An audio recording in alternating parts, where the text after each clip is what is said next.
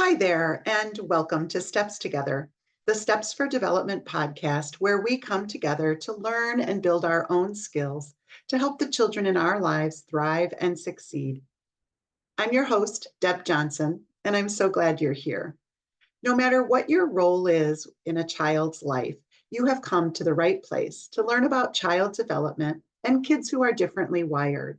Here, you'll learn about the why behind challenging behaviors, practical strategies that really make a difference, and how to advocate and support all children as you become empowered with tools and skills that bring lasting change. When I meet parents during an OT evaluation, they are often coming to OT with their child in this desperate state. They are looking for support and help because their child has problems with self-regulation. They're having meltdowns and outbursts. They're exhibiting defiant behavior, oppositional kinds of behavior. Very often just this laundry list that parents bring into us as OTs. And sorting that list out is part of my job as an occupational therapist.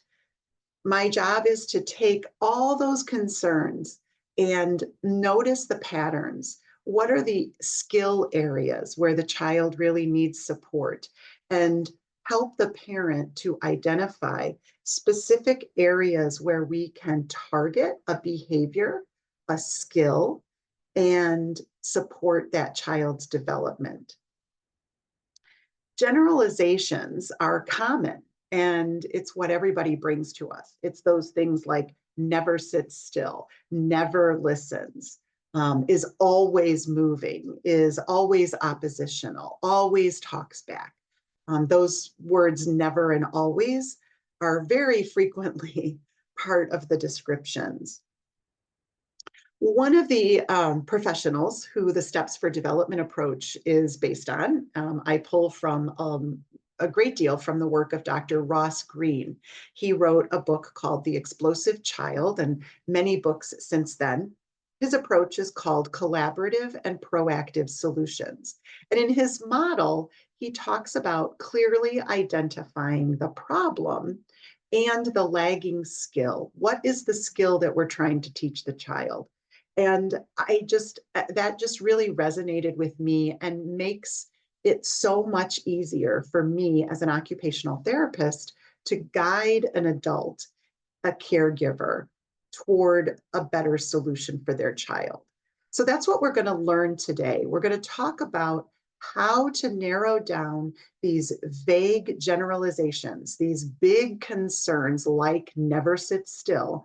How do we narrow them down to a particular behavior, a particular instance or situation that we can actually sink our teeth in and find a solution for? So, first of all, I want to just touch on the idea. I want you to understand the idea that fixing everything is impossible, right? You've got so many concerns. And it's sort of like looking at a really messy room and you're like, okay, I just need this space cleaned up. Well, you can't just snap your fingers and have everything cleaned up and put away. It's overwhelming when you look at a space that has gotten out of control. And it's more manageable when you say, I am going to start by picking up all the trash and throwing the trash away. And then I'm going to go back and I'm going to pick up the toys that are on the floor. And then I'm going to pick up all the clothes and put them in the hamper. So when you identify the specific components, it makes that task much more manageable. The same thing is true when we're looking at this laundry list of concerns for children. Never sit still is vague and pervasive, right? It happens throughout the entire day. So how do we tackle that job of, I guess, making the child sit still? That doesn't even make sense because that's not really what we want to do. So we want to hone in on a specific behavior, a specific situation, because that will give us a specific task that we can assess and analyze. We can say, what are the skills needed for this activity? And we can say, what are the child's strengths and challenges that are potentially creating part of the problem, right? What are the challenges that are problematic in this task? And what are the strengths for the child that we can use to support them better in this situation? Now, I want to reassure you that by stepping back and focusing on one problem at a time, it feels as though we're not going to make good progress. But I want you to trust this process, because when we step back and we focus on one particular thing, what happens is we start to see success and we feel empowered as the caregivers, and the child feels successful, so their confidence goes up. And then we have this momentum that really helps to move us forward. And you're going to see that one strategy, one tool that we used, let's say, to help a child follow directions better during cleaning up their room, well, that strategy is likely to help the child follow directions better in other settings as well. And once they've learned it in one setting, our goal then is to help them carry that over. And in some instances, children will automatically carry some of the skills they've learned over into other situations because they intuitively realize that this action, this behavior helped them be successful over here in one area. So now I'm going to try it here. And likewise, you as the adult caregiver, you are going to do the same thing. You're going to say, oh, this communication strategy worked really well when we were standing in line at the grocery store. And now I'm going to use that strategy when my child needs to wait in line during sports practice. So trust this process, that pulling back, scaling back, and just focusing on one thing at a time is truly going to be successful. One of my favorite books is by James Clear called Atomic Habits. And this idea of pulling back and doing less in order to achieve more is one of the foundations that James Clear teaches in Atomic Habits. And I really love this approach. He talks about the fact that if you've got a whole bunch of bad habits in your life as an adult, you are not going to change all those habits overnight at the same time. It's impossible. So we have to focus on one change at a time. The other thing he talks about is small changes. James Clear mentions 1% change. That's what he asks for.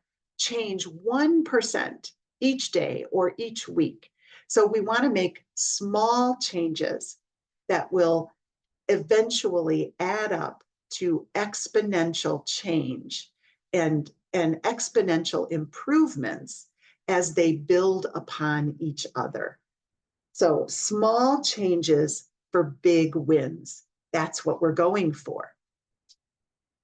Well, how do we start this process? How do we pull back?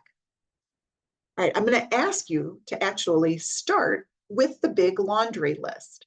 So I want you to go ahead and sit down and jot down your list. Jot down all the concerns, write down everything, even if they are vague. So it's okay to write never sit still. It's all right to jot down is always oppositional, always argues and fights back. Start with those big, vague concerns. Then I want you to go back to that list and I want you to take one of those concerns. So let's say the concern is always talks back. I want you to think about 3 times that the child talks back to you. 3 times during the course of the day, or 3 situations over the last day or 2, where you notice every time I do XYZ, my child talks back. So now you can maybe start honing in on it, right? Maybe it's every time or most of the time that I tell my child to put their dishes in the sink, they argue with me. Now we have a specific task. It's putting the dishes in the sink, right? That's the task. And they're talking back and arguing about not wanting to do that task. Maybe your vague concern is never sit still. Well, I would want you to write down 3 times that your child not sitting still is negatively impacting their participation or your family activities or being able to get out into the community. So sometimes parents will tell me they never sit still at a meal time. They don't come to the table to join us at meals. They don't sit still during our religious services. And the teacher tells me that they're always moving in and out of their desk at school. So there's 3 situations where the child never sits still. The next thing you're going to do is to choose out of those 3 situations, which one is going to do what I say, give you the most bang for the buck if we fixed it. So let's take the never sit still example.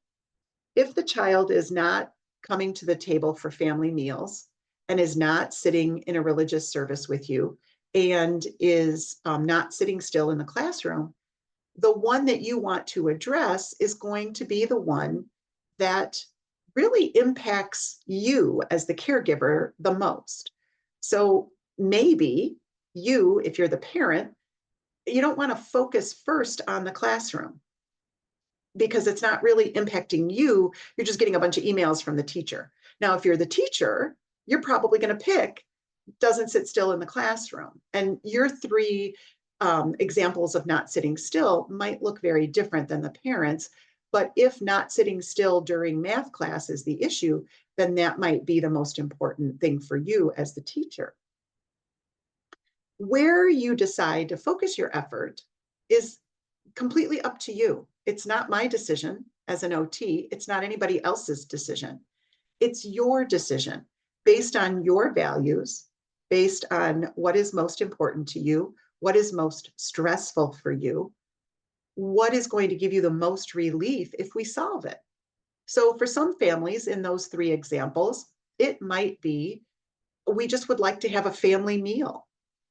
And then we would choose breakfast, lunch, or dinner. Which one are we going to address? Because each of those meals may look very different. So we have to get even more specific with, my child doesn't stay at the table for a meal.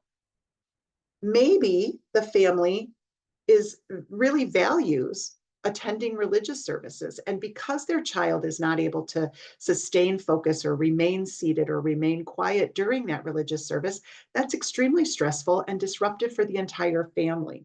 So maybe that's where we want to start. Again, where you start does not matter, except that it needs to be consistent with your values, your beliefs, your stress level. It needs to be giving you a good, solid outcome that's going to make a difference in your life. All right. So 2 steps so far that I've gone over. Make your general list. It's perfectly fine if they are big, broad, vague concerns that you have for your child. Step 2, get very specific. Take at least one of those vague concerns and identify at least 3 specific situations where that concern causes problems. And then choose one of those 3 situations to be the target. That's what we're going to problem solve and focus on. So let's just say that you chose having your child stay at a family meal. The thing that's really, really important to you is this idea of having a family meal. So now we want to break down what are the steps within that family meal. So we want to think about where is the child having a challenge? Is the child struggling with the step of coming to the table? Well, that's a transition. The child needs to leave what they're doing in order to come to the table. So we can get more specific and say, we need to work on that transition first, if that's something the child is struggling with. Because if the child doesn't even transition to the table, then staying at the table is a moot point. There's no reason to address that now because we can't even get them to the table. If the child transitions to the table pretty well and they come and they sit, and the issue truly is that they don't remain seated, well, then we can start looking at what are some of the specific factors influencing that. Is the child too distracted during the meal? Is it too busy of an environment and it's overwhelming for the child? Does the child have picky eating issues and concerns that are contributing? Maybe they gag around food. So, maybe that's one of the reasons they don't want to sit at the table. So at this point, when we identify the specific issue, the specific situation that we want to address, we then want to start digging into what is going on. This is what I call investigating the behavior. So in our Steps for Development approach, I use this acronym of KIDS, KIDS. Know the child. The K is know the child, strengths and challenges. What are the skills we need to teach them? The I is investigate the behavior.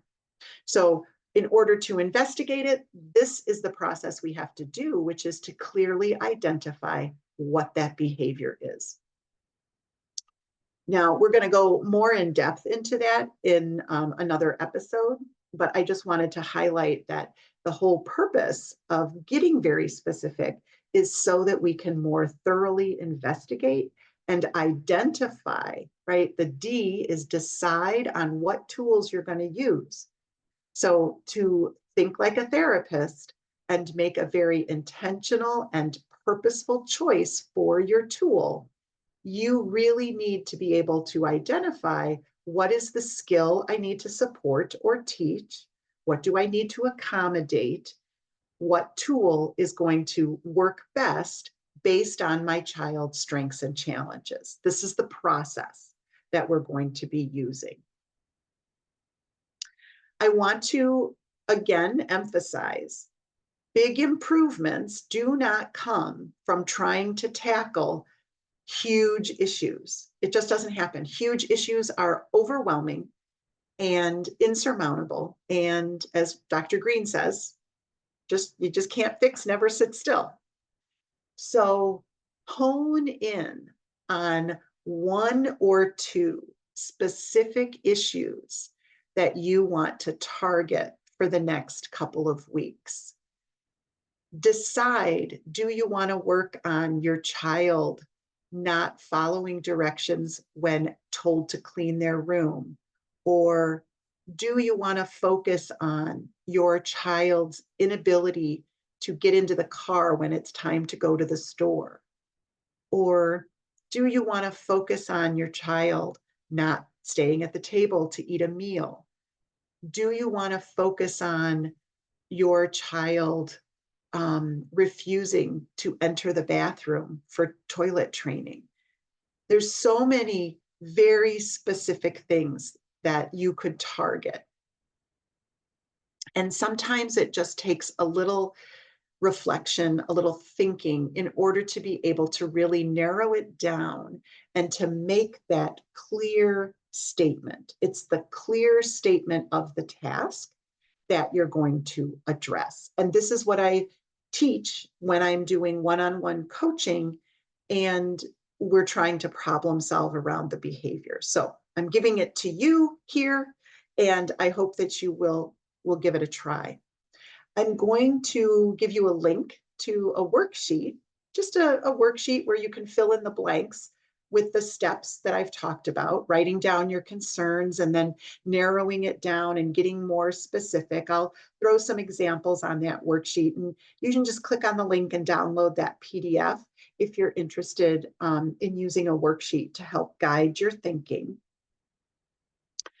And I want to invite you to share with me if you are actually using this process, if you give it a try, let me know the success that you have. How does it help you? How does it get you a little bit closer to a solution?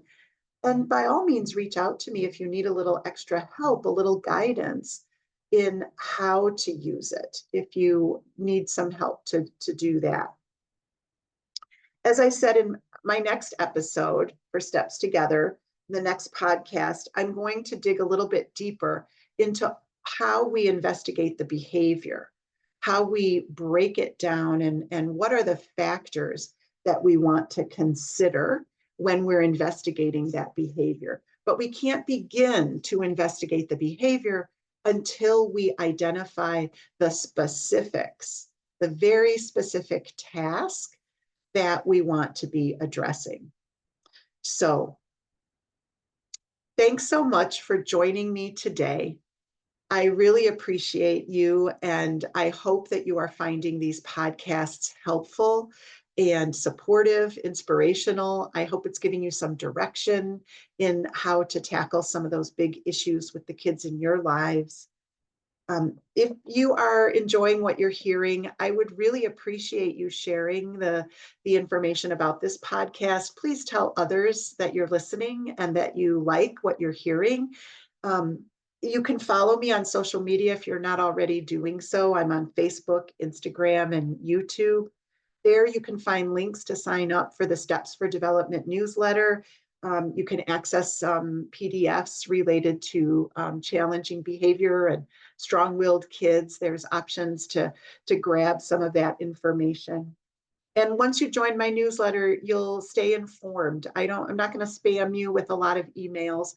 I send out some additional tips and strategies related to the podcasts. I'll alert you when a new episode is around. Yeah, and I'll keep you posted on all the things that I've got in the works with Steps for Development. Comment or send me a message. Tell me about success that you're having or topics that you would like me to talk about. And let me know if you'd like to connect for some one-on-one support. I would really love to be able to guide you and help you so that you too can think like a therapist and feel empowered to support all the children in your life. Thanks again for joining me today. I'll see you next time. Bye for now.